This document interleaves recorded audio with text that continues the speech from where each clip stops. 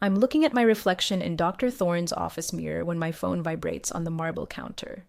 Mark, just finished picking up your prescriptions, got the arnica gel you mentioned, and that special scar cream.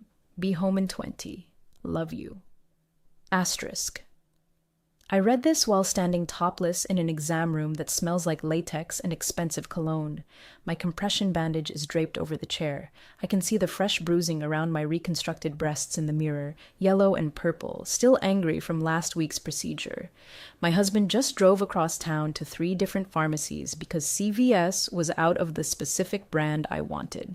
While Mark was comparing scar treatment options with a pharmacist, I was here, in this room, making this choice. I didn't know about the ring then.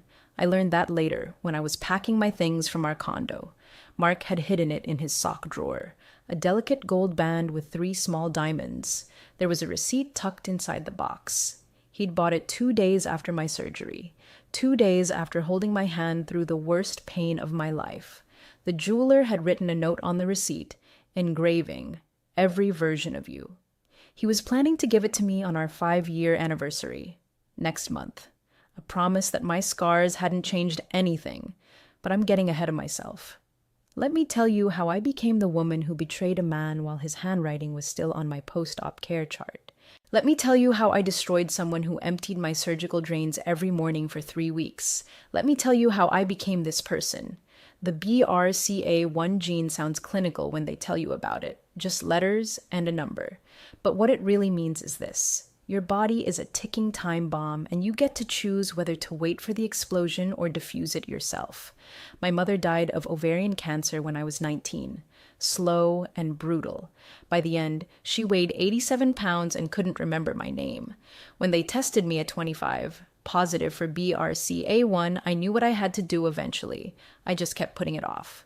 Eventually became urgent when I turned 32. My genetic counselor showed me the statistics. An 87% lifetime risk of breast cancer, a 50% risk of ovarian cancer. Those numbers felt like a countdown.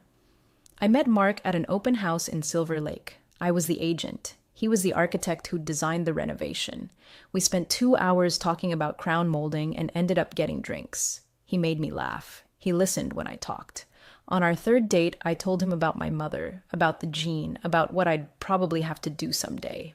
Then I'll be there, he said. Simple as that. Like it was the easiest promise in the world. We got married a year later. Small ceremony in Topanga Canyon, just family and close friends. Mark cried during his vows. I remember thinking I was the luckiest woman alive. For 4 years, we built a life. He got promoted to senior architect at his firm. I became one of the top agents in my company. We bought a condo in Century City with floor-to-ceiling windows and a view of the Hollywood sign. We talked about kids, maybe adoption, maybe surrogacy after I had the surgery. We were happy, but the gene was always there, waiting. Last December, I finally made the decision. Preventive double mastectomy with reconstruction. Get it over with before 33, before the risk factors climbed even higher. Mark took it in stride. Whatever you need, he said. I'll be there for all of it. I spent 3 months researching surgeons. I wanted the best. Someone who could make me look normal again. Better than normal. I was terrified of losing my femininity, of looking in the mirror and seeing a mutilated version of myself. The surgery was necessary, but I wanted to control the aesthetic outcome. That's how I found Dr. Julian Thorne. His website was sleek, minimalist, expensive looking. His before and after gallery was stunning.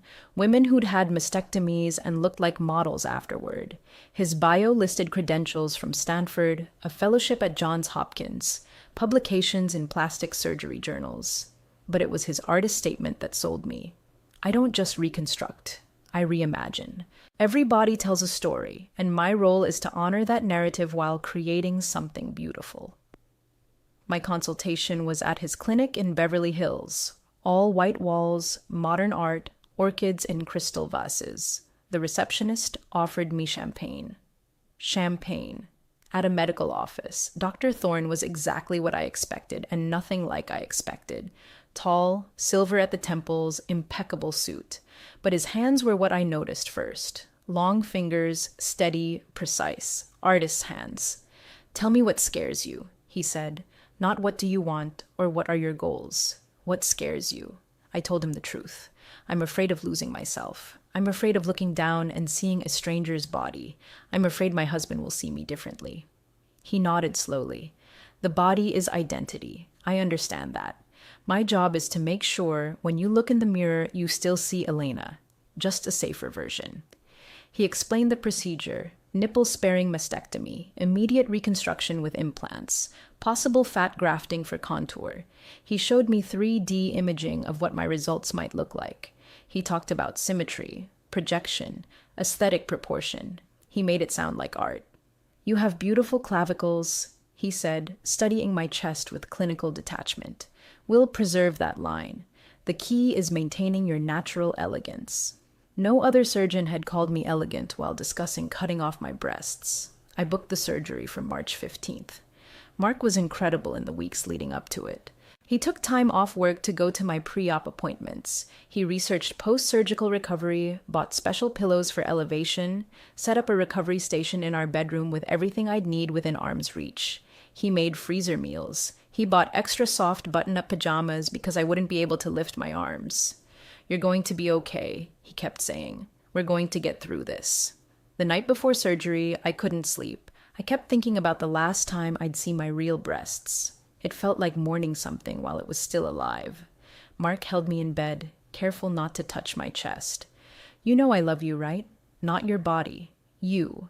The person who leaves Post-it notes in my lunch, who sings off-key in the shower, who cries at dog food commercials. That's who I'm married to. I should have held on to those words. I should have written them down, tattooed them on my body, because in 3 weeks, I'd forget them completely. Surgery was scheduled for 7 a.m. Mark drove me to the hospital in the dark, holding my hand the entire way. I remember the anesthesiologist's voice counting backward. I remember Mark's face being the last thing I saw before everything went black. I woke up in agony. They tell you about the pain, but you don't really understand it until you're living in it. Every breath felt like being stabbed. I had drains coming out of both sides of my chest, clear tubes collecting blood and fluid. I was wrapped in so many bandages I looked like a mummy. The nurse showed Mark how to measure the drainage, how to strip the tubes. I saw his face when he looked at the drains for the first time. Most people would have been disgusted. Mark just nodded and took notes. He slept in the hospital chair for 3 nights. Not in the waiting room, in my room on that terrible vinyl chair that couldn't recline. He woke up every time I made a sound, asked if I needed more pain medication, held a straw to my lips so I could drink. When they finally released me, I couldn't walk without help. Mark carried me to the car, drove 5 miles per hour over every speed bump, carried me upstairs to our condo. That first week was hell. I couldn't lift my arms above my waist, couldn't shower alone, couldn't dress myself. Mark did everything. He helped me to the bathroom. He washed my hair in the sink, careful not to get the bandages wet. He changed my surgical drains 3 times a day, measuring the output with a plastic measuring cup, logging everything. Do you know what surgical drains look like? They're clear plastic bulbs that collect blood and fluid from the surgical site. You have to empty them, measure the contents, and squeeze them to create suction. The fluid is dark red at first, then pink, then yellow. It smells like metal and antiseptic. Most people would be nauseated. Mark just sanitized his hands and did it. You're doing great, he'd say every single time. Look how much less it is today. You're healing. He set alarms on his phone to give me pain medication every 4 hours, even through the night. He made smoothies with protein powder because I couldn't eat solid food. He read to me when I couldn't focus on TV. He told me I was beautiful when I felt like a monster. I couldn't look at myself yet. I was too afraid. But Mark would sit beside me and describe what Dr. Thorne had done, what my chest looked like under the bandages. The incisions are so clean, he said.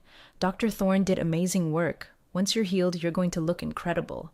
But you're beautiful right now, too. You're the bravest person I know.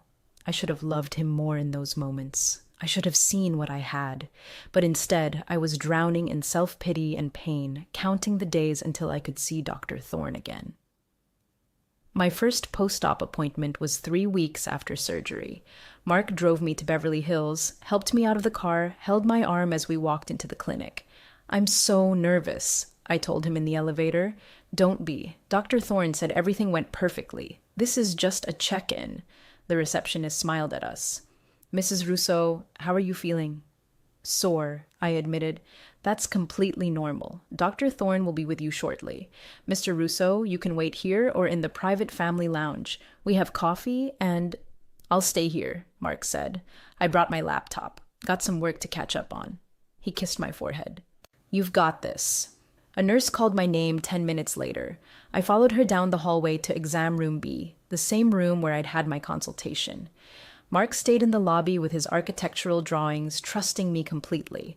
The nurse took my vitals, asked me to rate my pain, made notes in my chart. Dr. Thorne will be right in. Go ahead and remove your shirt and bra. There's a drape on the chair. I undressed carefully. Even 3 weeks out, every movement hurt. I left the drape folded on the chair. I don't know why. Maybe I wanted Dr. Thorne to see how brave I was. Maybe I wanted validation that I still existed as a woman. When he entered, I was sitting on the exam table in just my jeans, my reconstructed breasts exposed for the first time to someone other than Mark, or a nurse. Dr. Thorne didn't react. He closed the door, washed his hands, pulled up a stool. How are you feeling, Elena? The way he said my name, intimate, personal, not Mrs. Russo. Elena. Awful, I said honestly. I feel mutilated. May I examine you? I nodded. He stood, moved closer. His hands were gentle as he examined the incisions, so different from Mark's careful but clumsy touch. Dr. Thorne knew exactly where to press, how much pressure, what he was looking for. His fingers traced the curves he'd created. Beautiful, he murmured. The symmetry is perfect. No signs of infection. You're healing exactly as you should. I don't feel beautiful. I feel like Frankenstein's monster. He stepped back, met my eyes. You are a work of art. I made sure of it. Every curve, every line, I shaped them specifically for you. Your husband should be grateful. Something in my chest fluttered. Not pain. Something else. Mark has been amazing, I said, defensive. He's taken care of me. Of course he has. That's what husbands do. But does he see what I see? Does he understand that what you've done is not just medical, it's transformative? I didn't answer. Dr. Thorne smiled. You can get dressed. Everything looks perfect. I'll see you in 3 weeks. I left that appointment feeling something I hadn't felt since before surgery. Seen.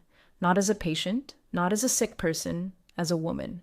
Mark was waiting in the lobby, reading through blueprints. He looked up when I appeared, his face bright with concern. How'd it go? Good. He said everything looks perfect. Thank God. Mark stood, gathered his things. He turned to Dr. Thorne, who'd followed me out to sign some paperwork. Doctor, thank you. Seriously, my wife looks incredible. You did amazing work. Dr. Thorne shook his hand firmly. Just doing my job. She made it easy. I watched them. My husband thanking the man who'd just made my pulse race for the first time in months. Mark's gratitude was so genuine, so complete. He had no idea that something had shifted in that exam room. On the drive home, Mark reached over and squeezed my hand. I'm so proud of you. You're doing so great with recovery. I looked out the window at the palm trees lining Wilshire Boulevard. Yeah, I said, I'm trying. Over the next 3 weeks, life returned to something resembling normal. Mark went back to work, but kept flexible hours. I started working from home, taking video calls with clients, slowly rebuilding my strength. The drains came out. The bandages came off. I could shower alone, dress myself, sleep on my side, and I could finally look at myself in the mirror. Dr. Thorne had been right. The work was beautiful. My breasts looked natural, proportional, better than before if I was honest. The scars were thin, pink lines, barely visible. Once they faded, I'd look like nothing had ever happened. Mark was reverent when he first saw me fully healed. We were getting ready for bed, and I took off my shirt. His eyes filled with tears. You're perfect, he whispered. God, Elena, you're so perfect. He touched me carefully, like I might break. His hands shook. I felt nothing. No spark. No desire. Just numbness. Because when Mark looked at me, I saw relief in his eyes. Relief that I was okay, that the surgery was over, that I'd survived. He looked at me like I was precious, fragile, someone to be protected. When Dr. Thorne had looked at me, he'd seen something else. Power. Beauty. Art. I told myself I was being ridiculous. I told myself it was the hormones, the stress, the trauma of surgery. I told myself I loved my husband, and this feeling would pass. I told myself a lot of things in those weeks. None of them were true. My second follow-up was 6 weeks post-op. Mark had a client meeting he couldn't miss, so I drove myself to Beverly Hills. It felt good to be independent again, to be behind the wheel, to feel like myself. I checked in at reception. The same nurse brought me to the same exam room. I undressed without being asked, left the drape on the chair again. When Dr. Thorne entered, something in the air changed. Or maybe it had always been there, and I was only just letting myself feel it. "Elena, you look radiant." "I feel better, normal again. Better than normal." He moved closer, began his examination. This time his touch lingered. "You're healing beautifully. The scars will fade even more over the next few months." His fingers traced the line under my left breast. Not medical, not clinical. "Dr. Thorne, Julian, please, we're well past formalities." I should have stopped it there. I should have stepped back, put my shirt on, told him this was inappropriate. But I didn't. Because for the first time since surgery, I felt like something other than a patient. I felt desired. "Your husband," Julian said, still touching me, "does he appreciate what we've created?"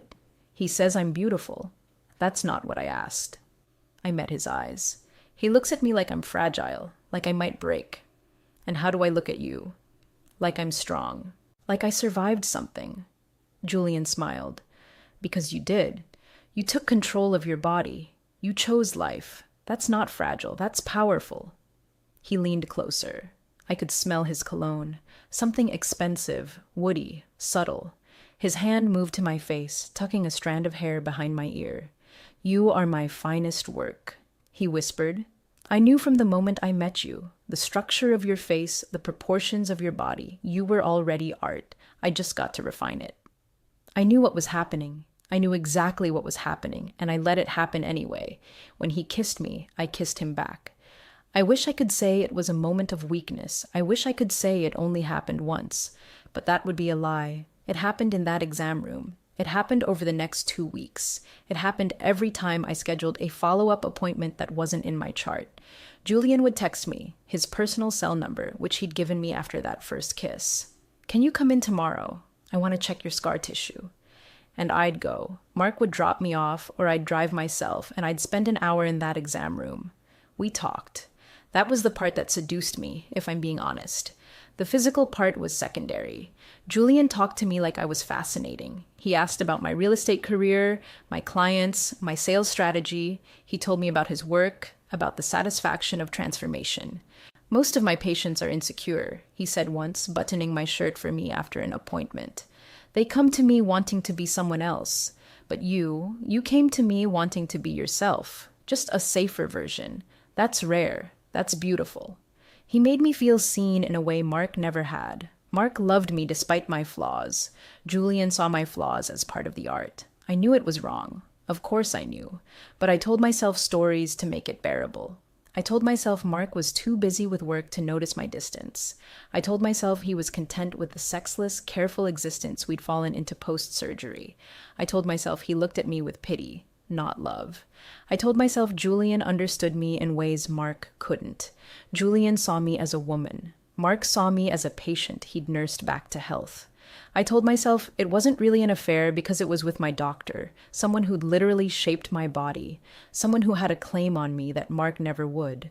I told myself these things every time I erased a text message, every time I showered before coming home to wash off Julian's cologne, every time I let Mark kiss me goodnight while thinking about someone else. The mind is incredible at self-deception when you want something badly enough. 8 weeks post-op, I stopped needing the follow-ups. My scars were healed. My implants had settled. By all medical standards, I was cleared for normal activity, but I kept going to the clinic, and Julian kept making time for me. Mark noticed I was happier. "You're finally feeling like yourself again," he said one morning over coffee. "I'm so glad. I know how hard the recovery was." I smiled at him from across our kitchen island. "Yeah, I'm finally feeling normal." The lie came so easily. That afternoon, I had a final consultation scheduled. Mark was at work. I drove to Beverly Hills, parked in my usual spot, walked into the clinic with my designer sunglasses and my confidence restored. Julian met me in the private consultation room, not an exam room, but his personal office. Leather furniture, abstract art, windows overlooking the city. I'm going to miss these appointments, he said, closing the door behind us. Who says they have to stop? He smiled. Elena, you're fully healed. You don't need me anymore. The words stung more than they should have. So that's it? I'm just another patient now? You were never just a patient. He moved closer, cupped my face in his hands. But we both knew this had an expiration date. Your husband is going to start wondering why you need so many follow-ups. Mark doesn't wonder about anything. He trusts me. Then he's a fool. Julian kissed me, hard and urgent. But I'm not. I know what this is, what we are, beautiful and temporary. I left that appointment feeling hollowed out, used. But I couldn't even be angry because I'd used him too. I'd used him to feel desirable again, to feel like more than a medical success story. When I got home, Mark was already there. He'd left work early. Surprise, he said, grinning. He had takeout from my favorite Thai restaurant. I figured we could celebrate. You're officially recovered. We can start planning that trip to Italy we talked about. I looked at him, his earnest smile, his kindness, his complete trust, and felt something crack inside me. That sounds great, I said. We ate dinner. We talked about Venice and Rome and the Amalfi Coast. We looked at hotels on his laptop. We laughed. For a few hours, I felt like myself again, like the person I'd been before the surgery, before the fear, before Julian. After dinner, Mark pulled me close on the couch. Can I tell you something? Of course. These last 2 months, watching you go through this, it's made me love you even more. I know that sounds crazy, but seeing your strength, your resilience, Elena, you're the most incredible person I've ever met. He was looking at me with such pure adoration, such complete love, and all I could think was how much I didn't deserve it. I love you too, I said, and I meant it. I did love him, but I'd still betrayed him, and I was planning to do it again. The call came 3 days later. Mark was working from home, sitting at our dining table with blueprints spread across the surface. I was in the bedroom, getting dressed for a client meeting. The house phone rang. We almost never used it. Everyone called our cells. Mark picked up absently. Hello? Yes, this is the Russo residence. I heard his voice change, sharpen. I'm sorry, what consultation? My blood went cold. No, my wife didn't mention. When was this scheduled? I walked out of the bedroom. Mark was standing now, phone pressed to his ear, looking at me with confusion. A private consultation? With Dr. Thorne? No, I don't. Hold on.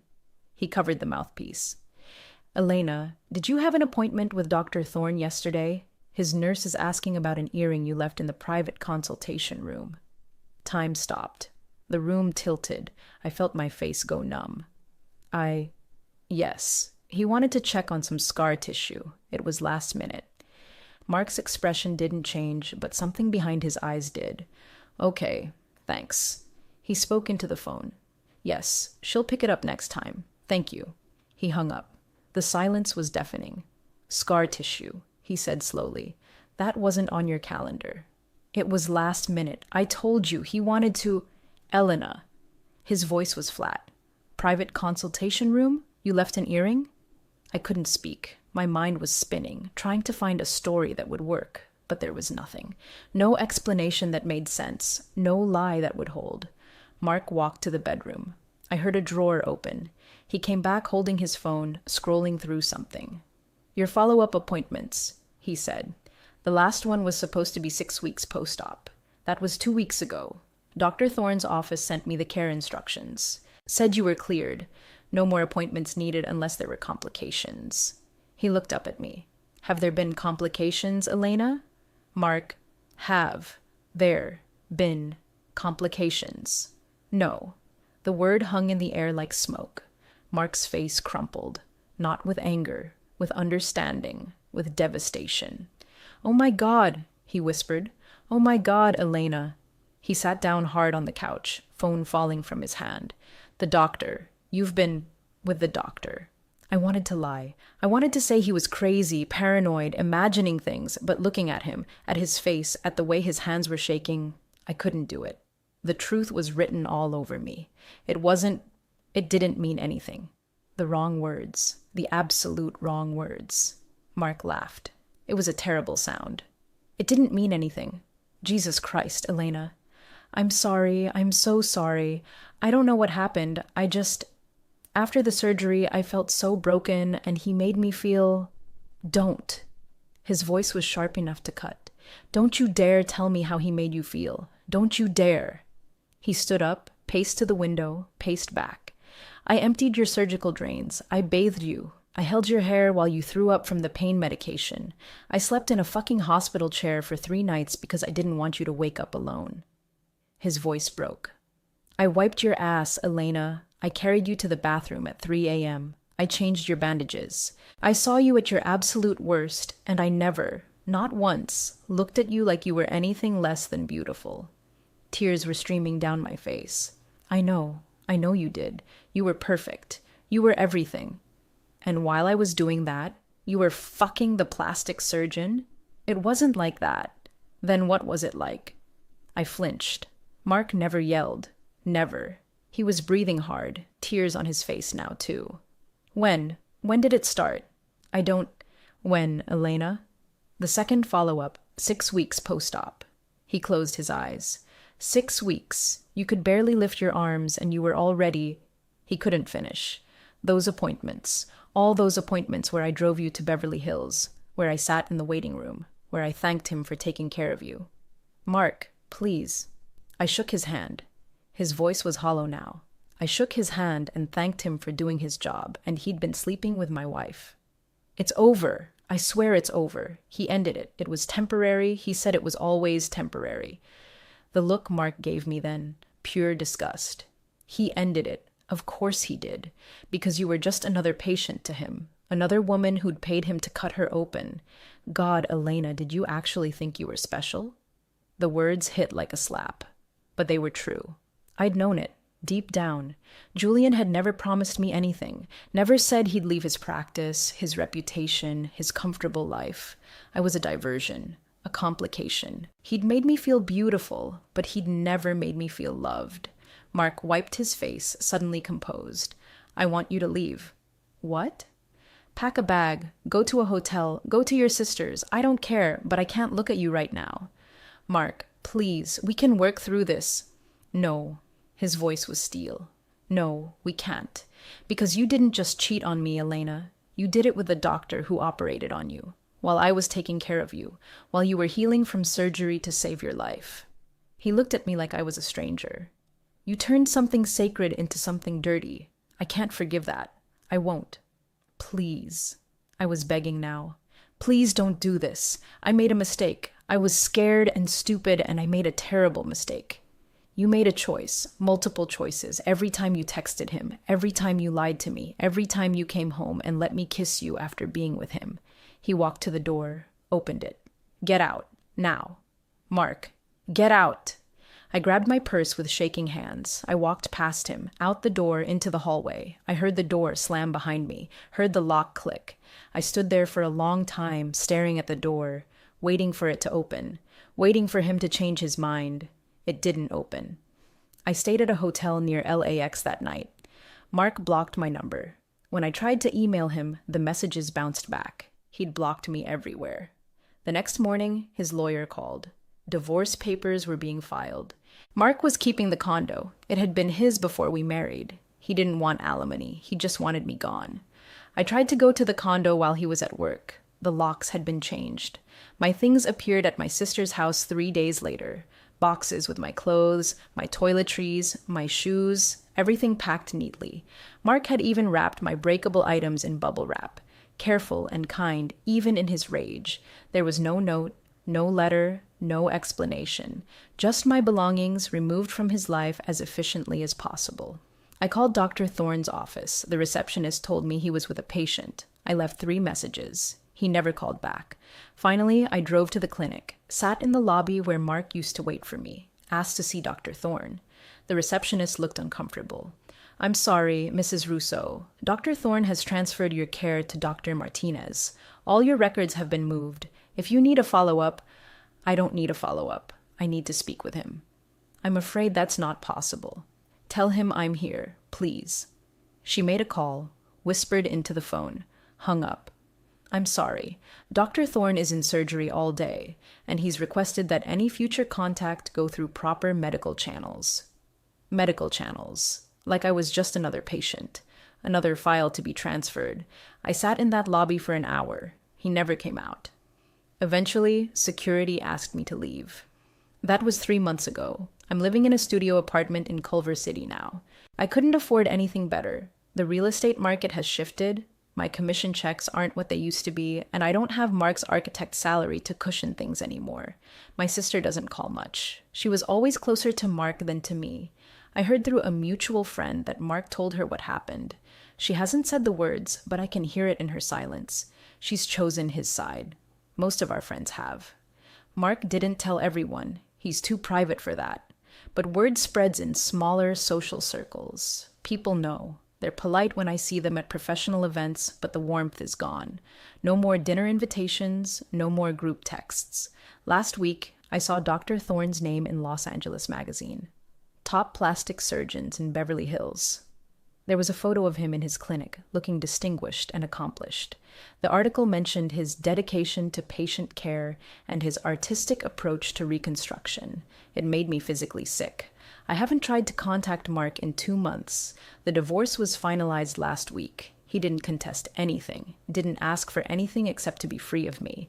The papers arrived via courier. I signed them in my sad little studio apartment, alone. I looked for Mark on social media even though I know I shouldn't. He's blocked me on everything, but a colleague's Instagram isn't private. There was a photo from a gallery opening last month. Mark in the background smiling, talking to a woman I didn't recognize. She had short hair and a kind face. In the caption, someone had tagged her, Sarah Chen, breast cancer survivor and photographer. Of course. Of course he found someone who actually valued what he'd given me. Someone who understood that love isn't about grand gestures and beautiful words. It's about emptying surgical drains and sleeping in hospital chairs and meaning it when you say every version of you. I torture myself by looking at her Instagram sometimes. Her photography is beautiful. Candid shots of cancer survivors, women with scars visible and proud. Her bio mentions that she had a bilateral mastectomy 2 years ago. There's a photo of her with her scars showing, captioned, "Grateful for the body that survived." She gets it. She gets what I never could. That the scars are part of the story. That surviving is beautiful. There's a recent photo of her and Mark at the beach. He has his arm around her waist. She's laughing. He looks happy. Actually happy. Not burdened or worried or walking on eggshells. Just happy. I closed Instagram and cried for an hour. Sometimes I look at my chest in the mirror. The scars have faded to thin white lines. You can barely see them. Dr. Thorne did beautiful work. I look exactly like I wanted to look. Normal, proportional, unmarred. But when I see my reflection, all I can think about is the cost. These perfect breasts cost me my marriage, cost me my husband, cost me any chance at self-respect. I've thought about reaching out to Mark 100 times, writing a letter, showing up at his office, begging for forgiveness, but I know him well enough to know it wouldn't matter. Mark loved me unconditionally, and I made him regret it. I taught him that even loving someone at their most vulnerable, even giving everything you have, isn't enough if they don't value it. I destroyed something that most people spend their whole lives searching for. I had a partner who loved me through blood and pain and fear, who saw my body cut open and loved me anyway, who promised every version of you and meant it. And I traded it for a few months of feeling desirable, for a man who saw me as a project, not a person, who could turn off his interest as easily as flipping a switch. I think about the ring sometimes. Every version of you. 3 small diamonds, hidden in a sock drawer, waiting for our anniversary. Mark was going to give it to me and promise that my scars didn't change anything, that I was still his wife, his partner, his love, that he saw all of me, the scared parts, the damaged parts, the healing parts, and chose me anyway. Instead, I chose Julian. I chose feeling beautiful over being loved. I chose the man who looked at me like art over the man who looked at me like home. Yesterday, I had a real follow-up appointment. A lump in my left breast, probably just scar tissue, but my new doctor wanted to check. Dr. Martinez was professional and kind. She did an ultrasound, confirmed it was nothing, sent me home. As I was leaving, I passed exam room B. The door was open. A woman was sitting on the exam table in a hospital gown, crying. Dr. Thorne was sitting on his stool, holding her hand, telling her she was brave. She looked like I must have looked, scared and vulnerable and desperate to feel whole again.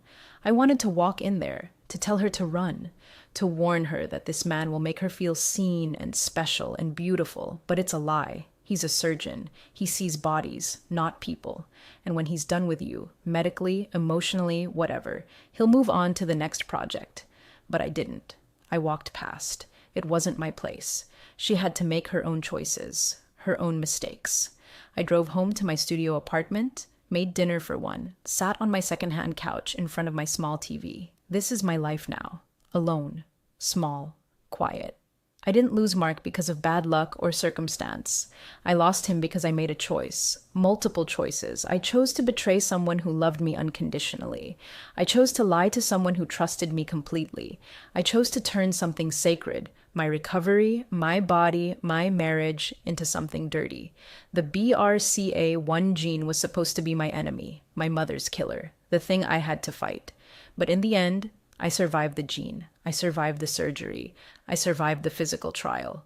What I didn't survive was my own selfishness. I have perfect breasts now, symmetrical, proportional, scarred but healing.